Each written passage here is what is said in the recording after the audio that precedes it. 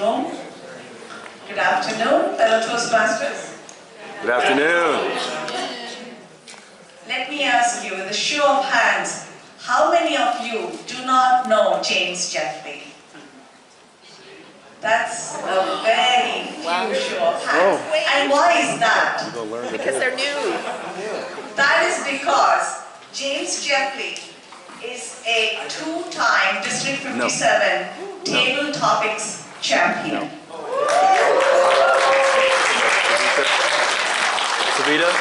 Savita, just the first intro.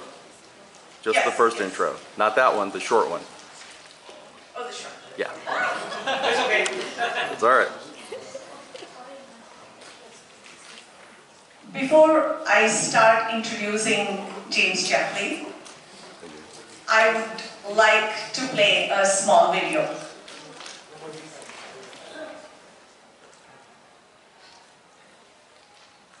No, it's set to play automatically. Savita, it's set to play automatically. Beverly, leave a lasting memory using as few words as possible and strive with every fiber of your being to avoid being the type of person who rambles on and on with no end in sight, more likely than not causing more listeners to sit and think to themselves, oh my goodness, can somebody please make this stop?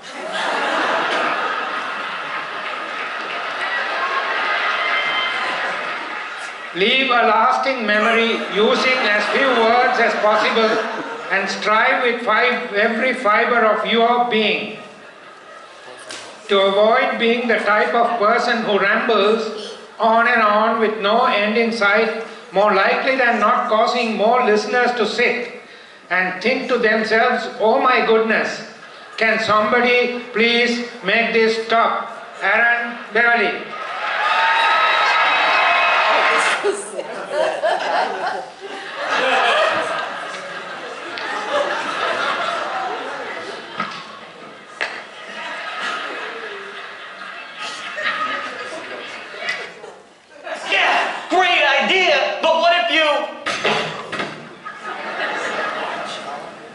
Fall on your face.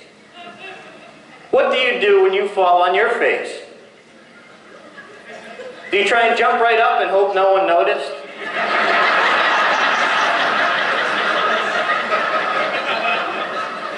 Are you more concerned with what other people will think than what you can learn from this? Mr. Contest Chair. I look at you, I see something in it, but I don't know what it is. Only you.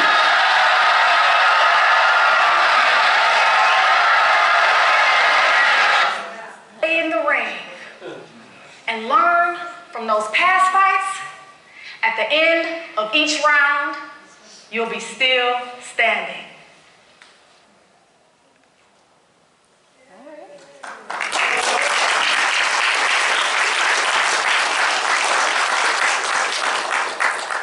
Thank you, James, for helping me stop rambling there.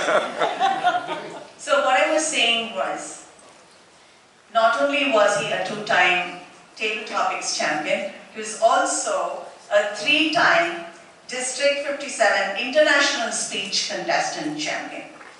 That naturally means that not only does District 57 know him, many Toastmasters across the world know who James Jeffley is, because he's a two-time finalist on that stage, the international stage.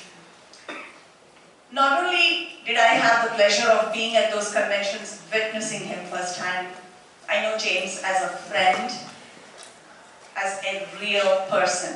And today, he's here to talk about Get Real.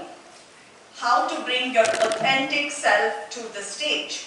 Because that's what your audience really wants to see. You, the real you. Not some imitation of someone else, not a watered down version of you, but the true, powerful, fully expressed you. Please help me welcome our featured speaker, JJeffley.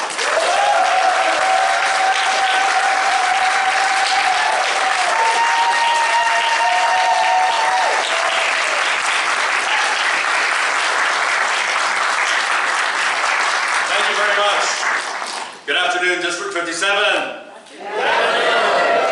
How many of you have ever wanted to write a speech? A great speech. A world championship speech. But then one day you realized, my muse has left me. The creative gods have abandoned me. What shall I do? The only thing we can do, we go to YouTube. We do a search for championship speeches, Toastmasters, and perhaps we see some of the videos that you just saw excerpts from. Yes? Yes. And then we think, oh, well, if all of those cool things worked for them, surely they'll work for me. Yes? And then you start to figure out which ones you can pull off. Or pull on.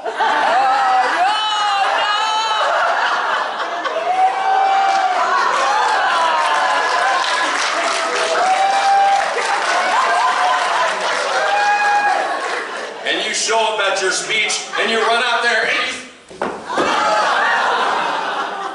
stumble and fall on your face. Because you realize the words that you're speaking are not your own. They're someone else's. That joke has been told. The phrase that pays has already paid off. So what do? You double down. You add more. I see something in you, but I don't know what it is. It's okay, it's okay. I'm still standing.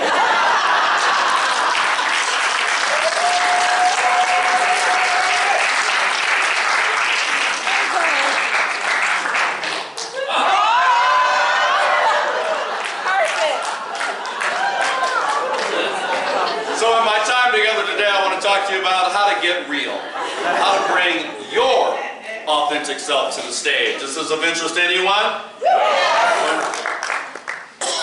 Imitation may be the sincerest form of flattery, but it may also be the shortest path, the fastest path to being fake. Yes? You have to find your own way, your own words, your own phrases that pays, your own path.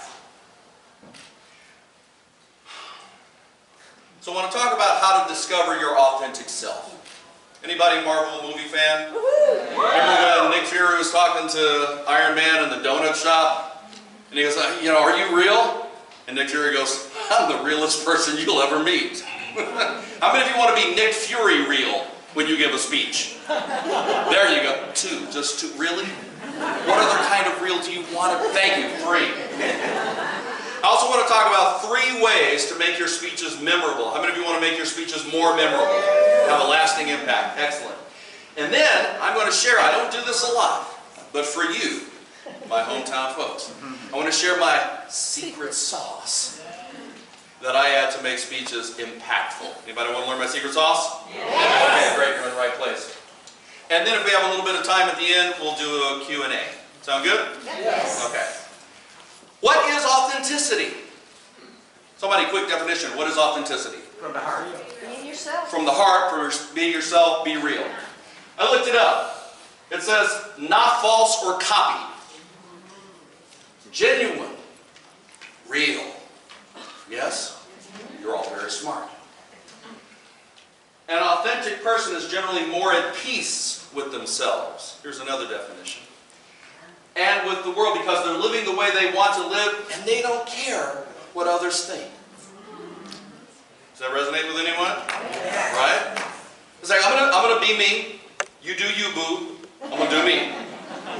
And how you do you is fine. You do you the way you do you, but don't let you doing you interfere with how I do me. Stay in your lane. Right? So, who is authentic to you? Is there a person in your family, someone that you admire or look up to, a celebrity maybe, that you go, that person's real? Anybody? Yes, you are. Aw. Clearly you don't know me. No, I try to be as real as I can. Thank you, Ron. Anybody else? Somebody over here? Who? Charles Barkley. Charles Barkley, right? Anybody else? Yes. John Maxwell. John Maxwell. There you go. When I think of authentic, I often think of Prince. Any Prince fans? Yeah. Right? He was as authentic as it got, right? And he changed over the years. There was diaper wearing Prince, right? There was doobie baby Prince, and then later on there was, other not so sexual Prince, right? I think of Oprah. Anybody agree Oprah's authentic, right? She just comes out, she's Oprah, right? Whether she's on a show or doing an interview or at our house. Anybody know who this guy is? Chef Ramsay, Gordon Ramsay. Anybody ever watch any of his shows? Hell's Kitchen or 24-Hour Hell and Back or Kitchen Nightmares? Right? No matter where I've seen him, he's always him. He's always himself. A little loud, sometimes a little abrasive, and a great chef. These are all people who knew who they were or are, and they do what they do or they did what they did. Now, I'm not saying you have to reach star status like them, but somewhere within you is the authenticity of an Oprah, or John Maxwell, or Prince, or a Gordon Ramsay. The trick is to discover that and let it come out. Yes? Some people think that being authentic means, oh, I've got a lot of passion. And when I share that passion, that means I'm being authentic. Maybe. Some people think, well, I've committed to a thing, and my commitment is a demonstration of my authenticity. Yes? Maybe. I was reading in Psychology Today, and there was a great article in there about authenticity, and they had a different take on it. And I'd like to share that with you. They said people can be committed to and passionate about lots of things, but this by itself is not enough. Anybody agree with that? Yes. Authenticity is more than when someone believes in what they say or acts in a way that is consistent with their beliefs. Well, what, pray tell, else could it be? They went on to say the more important part of the authenticity question is to look at the what? Character. The character of the person. What's behind what they say. So for them, authenticity is a function of not only what you do, what you're committed to, what you're passionate about, what you believe in, but the, I'm going to use the C word, consciousness of the thing that you are talking about. You with me? Are you speaking from a lower level of consciousness? Fear, apathy, doubt, grief, anger, hate? Or are you speaking from a higher level of consciousness? Joy, peace, willingness, love. Do you get that the messages you create are a reflection of the consciousness from which they were created? Yes? Yes. So one of the things you may have to do in order to write better speeches is up yours. As in up your consciousness. More on that later. They said authenticity is ultimately about those qualities that show healthy, non-defensive functioning and psychological maturity. Those are the qualities we need to look for. Yes? Yes. There are people out there in the world right now who are taking a stand for something of a higher level of consciousness. Peace, love. We do that at our club, Heart to Heart. Any Heart to Heart in here? And there are people out there in the world today who are taking a stand for lower level consciousness things. Hate and fear and division, yes? Yes. There are some very fine people in the world, but none of them are Nazis. Yes, I said that. So, you're welcome. Now, that's a little bit about what authenticity is. Now let's talk about how to discover it for yourself. This is from a website called solutionstoallyourproblems.com. Isn't that a great name? I've got some problems. Where can I go to get answers? Solutionstoallyourproblems.com. One of the things they said was, if you want to discover your authentic self, learn to meet your own physical needs. Learn what brings you joy. How many of you have stumbled across joy one day? You didn't know that made you joyous, but you were just and you were joyous. Yes? Write that down, whatever that was. Make a note of it. The comedy guys were talking about that earlier, right? Writing down the details of your life. Because if that brought you joy before, it might bring you joy later on. So when you feel down in the dumps, there's a source of joy. Eat healthy things. Yes, does your diet make a difference in how you feel? Yes. So eat healthier things. And get some sleep. The research says if you're getting less than 6 hours a night, you're doing harm to your body. Anybody know that for a fact? Go to bed early tonight. Number 2, give yourself space. Quiet space. Unplug from social media. Unplug from people. Anybody ever do that? You just need to get away and you do that? Right? How do you feel after you get away? Oh, Calgon, you took me away. Right? Some baby boomers, you know that ad. Right? One of the places I go to get away and get great ideas for speeches is, believe it or not, my shower. Yeah. I don't know why. Maybe it's the water. I'm a Cancer, a water sign. But I go in there and the water's flowing and then bing! I've got an idea for a speech. Or for a word or for a phrase. Or how to solve a problem. If you don't believe me, show up tomorrow morning in my shower. I usually get it. But give yourself space to find the answers within you. That still small voice that knows and knows that it knows. Open yourself up to the possibilities. You're more powerful than you ever thought. You have rooms within inside of your being you don't even know are there. How many of you discovered a room for yourself one day? Like, whoa, I didn't know I could do that. Yes? It's amazing when you find that room. You know what? You've got other rooms. Go look around in there and see what you can do. How do I discover the other rooms, James? Try on your different selves.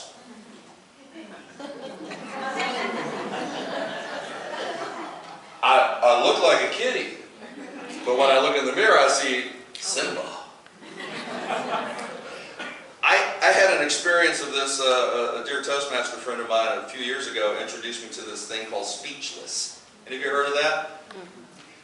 Imagine table topics, and you spin a wheel, and you pick whatever comes up on the wheel, and then you have 6 PowerPoint slides behind you, ridiculous slides you've never seen, and then you have to create a funny table topic that's 8 minutes long and work those slides in.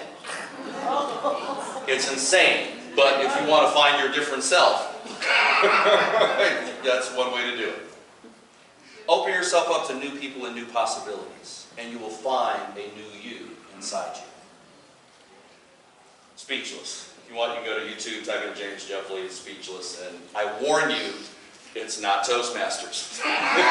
It's not like what you've seen me do in Toastmasters. I say some F-bombs.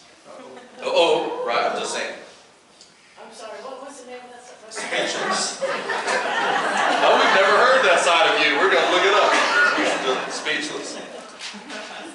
And finally, to find your authentic self, know when you've arrived. And here's what's true. You may not have all the pieces to the puzzle that is you. But as you start to explore new things and spend time alone and go within and open other doors and explore different parts of yourself, you may find a piece and then another piece and another piece. And at some point, you may start to see a more whole picture of who you are or who you can be. You may never get to see the entire picture in this lifetime. And some would say you don't have to.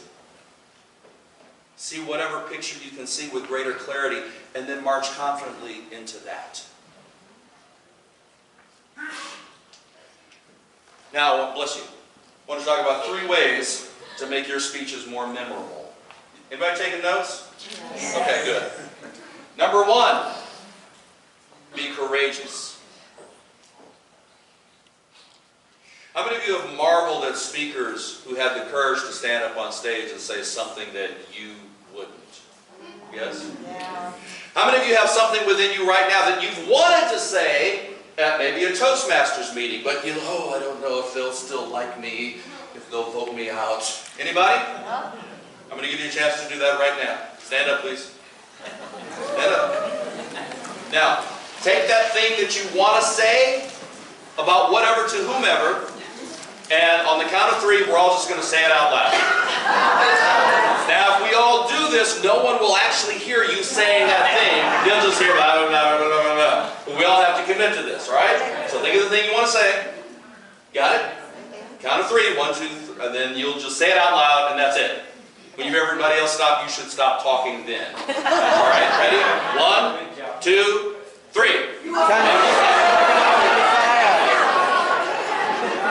Great. How did that feel? Feel good? Anybody? Now, turn to another person. If you want to. Practice saying it to another person. 1. It's not about you. Whatever they're saying is not about you. 1, 2, 3, go!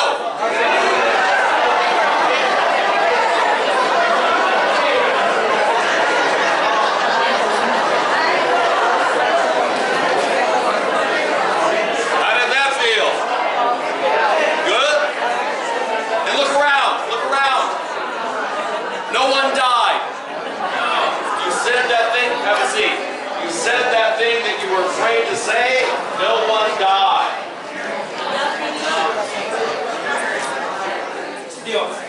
And I would encourage you at some point to do that for real. Have that conversation that you know you needed to have, or put that in a speech if you think it will be of value. One of my favorite spiritual teachers is a guy by the name of Osho, and he once said, courage is a love affair with the unknown. Ooh, if you were in that session. We typically fear the unknown, yes? Yes. But what if you treated it as a lover you haven't met yet? Ooh. That Prince side of you just came out, didn't it? Osho said, you cannot be truthful if you're not courageous. Right. It takes courage to tell the truth, yes? Yes. He said, you cannot be loving if you're not courageous. It takes courage to love, doesn't it? Yes. Especially these days. He said, you cannot be trusting if you're not courageous. Does it take courage to trust? Yes. He said, you cannot inquire into reality if you're not courageous. Because the moment you start questioning what you know or what you think you know, what you believe, that opens you up to all sorts of possibilities. And now, everything is fair game. But the moment you do that is the moment you start to unlock untold numbers of doors within your being. Am I making any amount of sense? Yes. Hence, courage comes first and everything else follows. So if you want to make your speeches memorable, you got to find the courage to say what you need to say. You got to up your courage. You got to up your courage.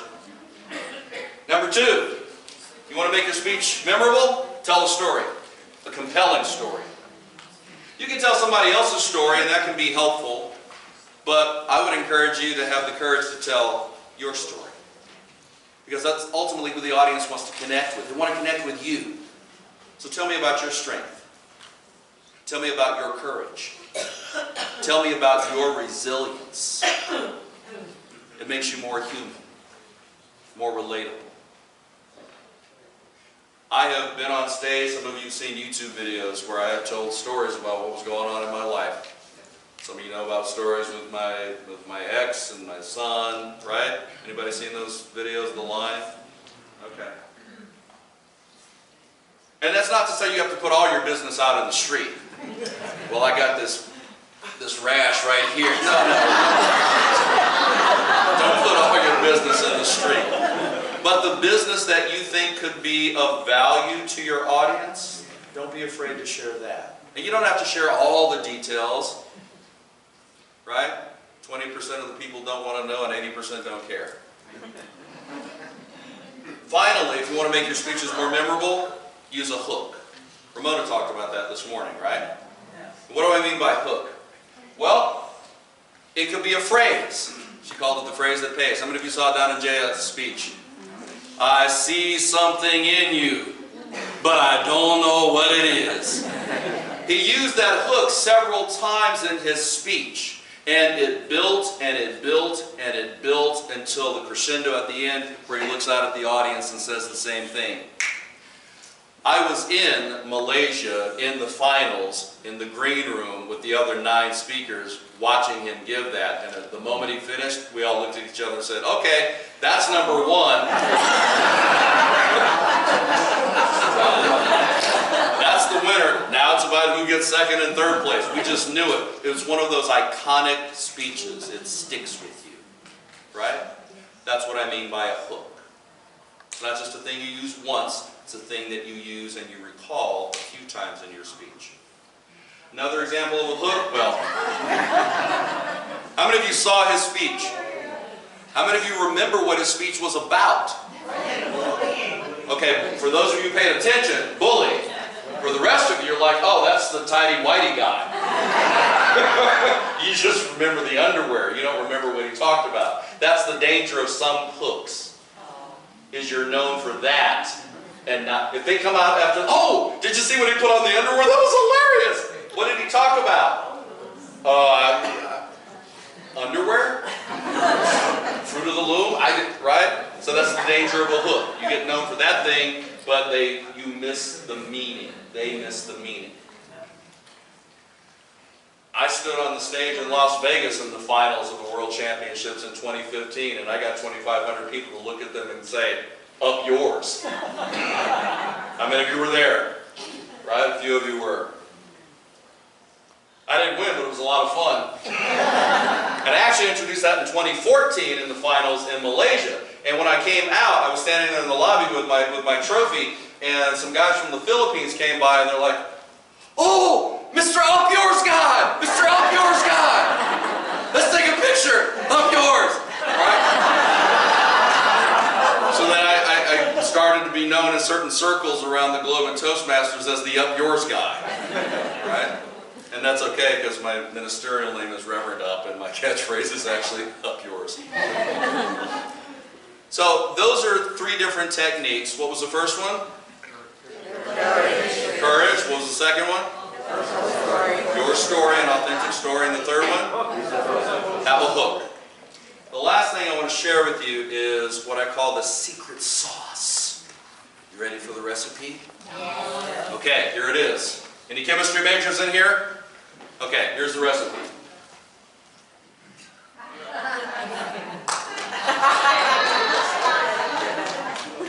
Got it. Anybody know what that stands for? I don't. Don't say it. Do you know what it stands for? Yeah. I bet you know. Oh, yeah. I bet you know. Here's what it stands for. I don't give away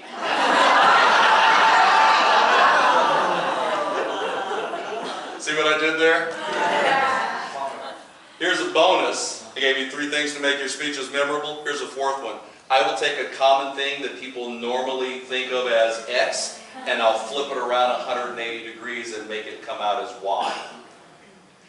I don't give away focus. I don't give away focus. James, please explain that. I will. How many of you get a little nervous or disorganized? You lose your place in your speech, you get anxious, the butterflies, etc. Anybody? Okay. Here's what I mean by I don't give away focus. When I'm on the stage, if I am focused on me, how do I look? How do I sound? Is the microphone bringing out the natural resonance of my voice? Sound person, adjust me. Does this suit make my butt look big? Right? if I'm focused on how good I look, how good I sound, if the audience likes me, that's all ego-based.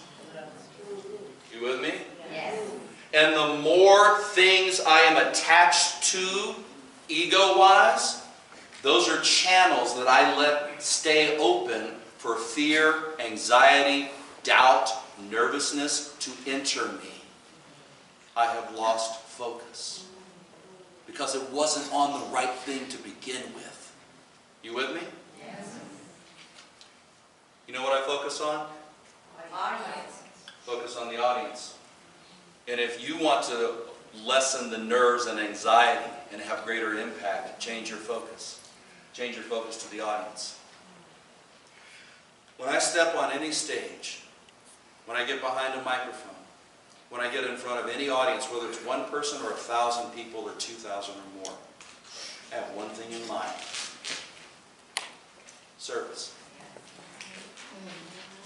Service. For the last 22 years, I have done corporate training around the world. And there were times when I used to take planes, trains, automobiles, donkeys, buses, bicycles, hang gliders to get to the training assignment. And I used to think, I am out here in the middle of nowhere, right, talking to these people. What a waste of time. That was back when I was full of ego. I'm not saying some of that isn't still there. I'd like to think there's less of it there than there used to be. And then I had an epiphany one day when somebody came up to me at a break, at lunch, or at the end of my class, and they would say, James, that thing you shared this morning, that personal story you told, that quote that you told, right? The way you coached that person in the moment about their difficulty, that's my life right now.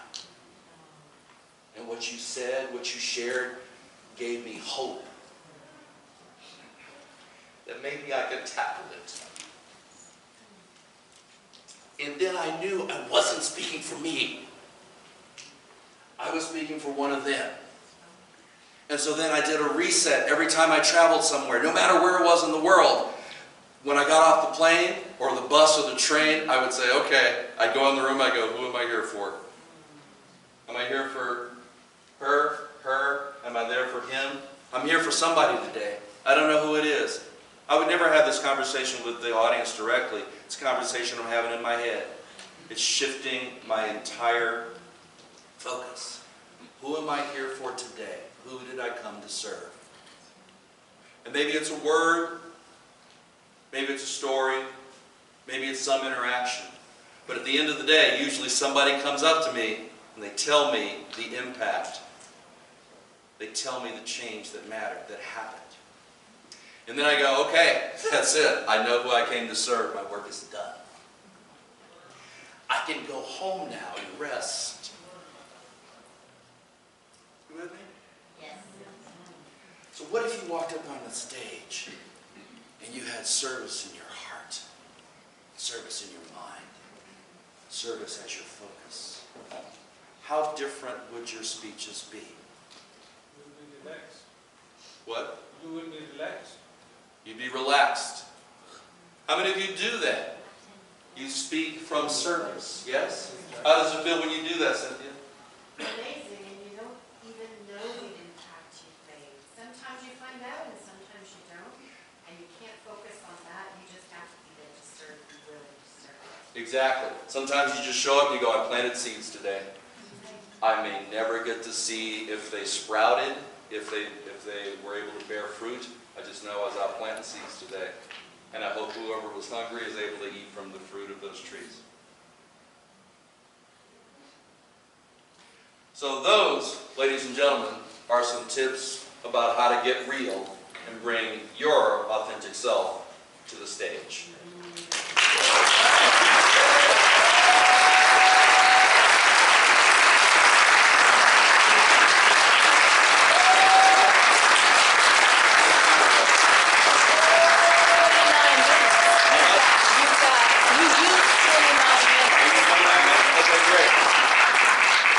I used 29 minutes out of 45. So what does that mean? Q&A. Who's got a question? First of all, let me ask you, was any of that helpful for anybody? Okay, good. How many of you are going to take something that I shared and apply that, right? Knowledge is not power, it's only potential power that becomes real if you use it. So, questions? Who's got a question? Yes, Michelle. So number one was to be courageous. What do you do if you're overcome with fear? How do you handle your fear? What do I do if I'm overcome with fear? I ask myself, what, if I said this, if I shared this, what might the potential value be to the audience?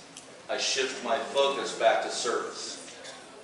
Because if I'm afraid, I have to ask, what am I afraid of? If I'm afraid of looking bad, or people not liking me, or saying something controversial, what part of me is running the show? Ego.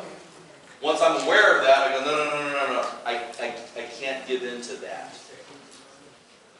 So what value does this thing, what value might it have? And let me focus on service.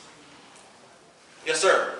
Yeah, I was wondering, you mentioned that you've been on stage in some of these larger stages. I was wondering, what is your biggest takeaway from the competition and the experience? What's my biggest takeaway from being in the competitions at the world, on the world stage?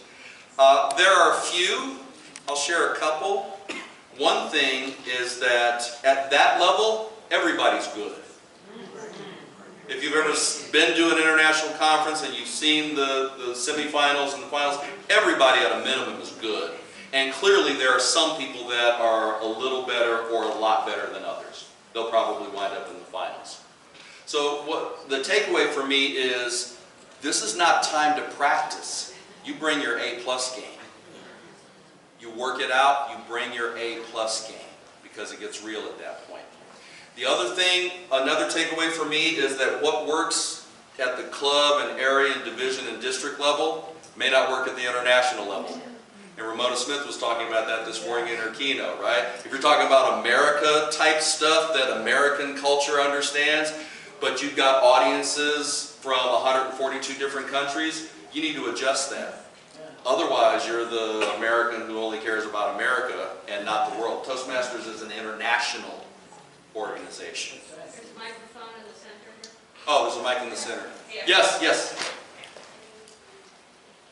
I was wondering, because I know you mentioned... Closer.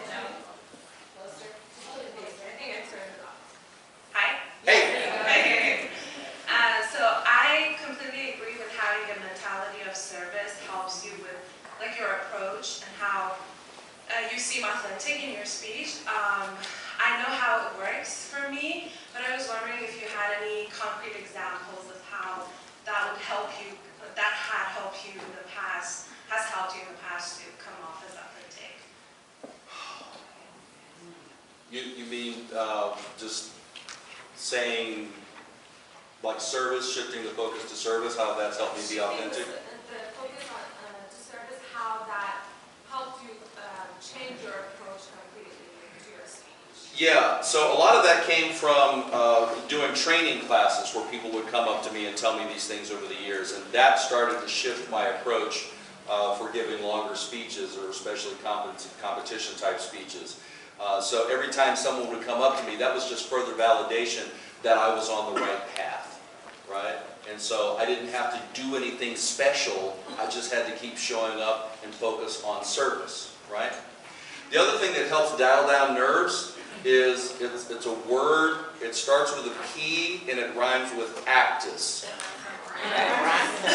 Very good, practice. Right? Practice makes what? Perfect. Consistent.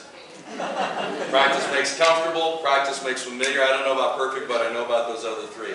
So the more you practice and you focus on being of service, right, the easier that will get. Quick story, I did a speech in 2015, I think, called The Line. Anybody see that speech? Yeah. Had a yellow caution tape on the stage, and I was talking about this invisible line in life, and on the other side was authenticity and truth and empowerment and what was real. And over here on this side of the line was where I had been living. Inauthentic, disempowered faith. and I gave some examples of that in my life, and then at the end, I cut the tape, and I said I wanted to live on that side of the line, and invited the audience to come with me. At the end of that speech, there was a Toastmaster who came up to me and said, "Wow, your speech really hit me hard." And it made me realize that it was time that I finally give myself what I've been denying myself for 68 years. And so a couple of months later, when I saw Jim came up to me and said that. A couple of months later, when I saw Jim again, Jim was Jen. Now, I'm not responsible for that, right? That had been brewing in Jim for a long time. Oh, go listen to a speech, you'll just change. No, that was in Jim for a long time, but it was that final straw for them. It was that final push that they needed, right? To honor who they really were and are authentically. So that's further confirmation to keep doing what I do. Yes. Yeah, hi. I was a speech contestant up till the district level, and you were my Toastmaster there. So when I gave the speech, I gave it as a test speaker at a club, and I got the response that you said, that people walked up to me and said, "That's my story too." For the rest of you, I failed the driving test n number of times. You can put anything for n. So after that, I decided to give it at the contest, and I kept going. And I found that after my club, it started getting a little stressful because I had to apply techniques to my message. And that's when by the time I was giving my speech, I felt there was no emotion. I was like a first speaker. Yeah. So I felt the authenticity was getting toned down because of the techniques were going up. So how do you balance that, especially if you went all the way? Right. I wanted to ask this question of Ramona too. Right. Thank you. So how do you stay authentic and yet fit within the Toastmaster paradigm of time and gestures and body movement and vocal variety? So there's a certain aspect of showmanship about this, right? Where you got judges who are used to a book and a ballot, and there's certain criteria they're looking for. So this is the game you're playing. This is the world that you're in. So within this world, you have to know how this game is played. That's another takeaway from being on the world stage, right? You got to know how this game is played. Within that, it is a balance. You still have to come across as real, authentic, genuine, and still check a lot of the boxes. Now, what I do is I don't necessarily care about the boxes. I IDGAF. I don't give a focus. I don't give away focus. I don't give away focus. I keep my focus on the message and being of service. But I've also been doing this thing called public speaking since I was 5. So I've had a little bit more practice than maybe a few other people. Does that help at all? Yes, it does. Where are we on time? You have 7 minutes. 7 minutes? Really? I thought I had 9 minutes. That's got to be... No? You were at 29. Oh, I was at 29. I'm sorry. I got 7 minutes. Who was next? Yes? So a little bit similar to that, so adding on, in addition to kind of fitting the techniques to what Toastmasters is expecting, how can you keep the realness and emotion and authenticity really alive through all the practicing and polishing and practicing your gestures so it doesn't look like you've polished it too much? Great question. How do you keep the authenticity, the realness, the emotion alive if you've been doing it 100 times in practice round after practice round? 2 things. 1, I don't view myself as doing public speaking. I view myself as having a conversation. This is just a conversation that I've been having with you. I just happen to use slides. Does he use slides in conversations with his friends? Sometimes. I don't have a lot of friends. But anyway. So 1, I view this as a conversation. So how would I show up in a conversation with my friend? Would I show up with emotion? Right? Would I show up as my real self? Would you show up as your real self in a conversation with your friend? then do that. Now, yeah, it can get old because you're going to go, okay, here's the part where I go over here, and then I say this thing that I say, and I do this little thing, and then I come over here, and then I do this other thing, right? But think about, how many of you have ever been ticked off about something, wronged about something, right? How many people did you tell the story to? Dozens? Hundreds? Did you ever lose your authenticity or emotion as you retold the story over and over to all those people? You ever been on BART talking to a total stranger? Yeah. And you know what happened? And then she said, and then he said, right? So whatever you feel that passionate about, we mostly don't have an issue coming up with emotion, right, when we retell that story, even if it's for the 500th time. So I treat this like I was just telling it to another person. Does that help? Who else? Yes?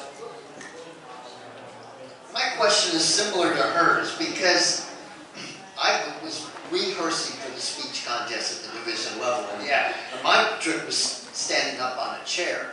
Oh. And my question extends hers to the cover of a Toastmasters magazine last year that said how to hook your audience in the first 30 seconds. Right. Surprise seems to be important, the guy with the underwear, etc. Right. But where do we draw the line of wanting to surprise the audience but then not being authentic in the process? Great question, Ron, and what I look at is, so I'm in the shower, and I have this idea, right? And it sounds great in my head at the time. But then, when I show up and I try that out in a practice round in a club, if it doesn't land with the audience, if they're just like, really, then I'm like, okay, it was only cute in my head, let it go. The other question I have to ask is, how does it serve? Does it serve anybody in the audience? Does it serve the message, right? Does it add any value? Or is it just a cutesy thing that might give me a cheap laugh? So there's shock value, and that might hook a few people until they realize there's no substance there. This intro that I did here, a parody of those other speeches, I have been sitting on this idea since 2016. But I had no other speeches where that made sense until this one, where I got a chance to talk about authenticity, right? Some things are great ideas that you'll never use. It's a joke that only you know, and you just laugh at yourself. What you laughing about? Never mind. Yes, hi. I've never been in a contest before, and I have a question regarding authenticity and coming from the heart, because it seems a lot of people think that you can't give a good speech unless you're coming from the heart. Yeah. And how do you equate those two with whether or not you win a speech contest? This is an interesting question. So how do you come from the heart and still win a speech contest? I had this interesting conversation with Todd Henry. Is he in the room? Is Todd in the room? No? Okay.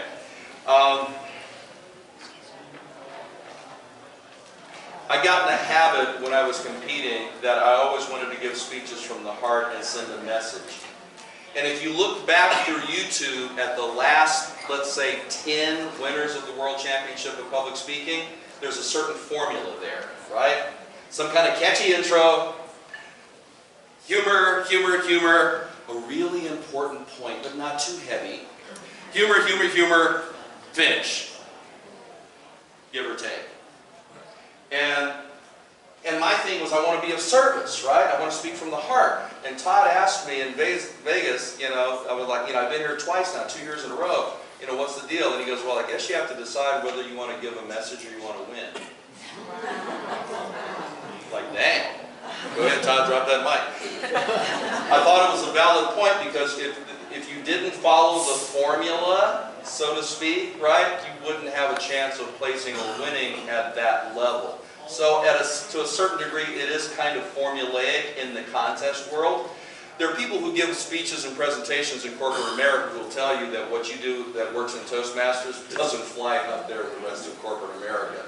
So I know the difference and I know better. So what I do up here, right, maybe for a contest, is quite different from what I do in a normal speech. But most of the time, what I do out there, I'm doing up here. I'm just being me no matter where I am. But that doesn't always translate into winning at the highest levels. So you got to pick a lane. All right.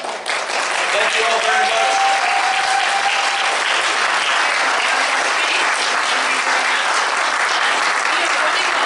So if people can go to their next session, that would be wonderful.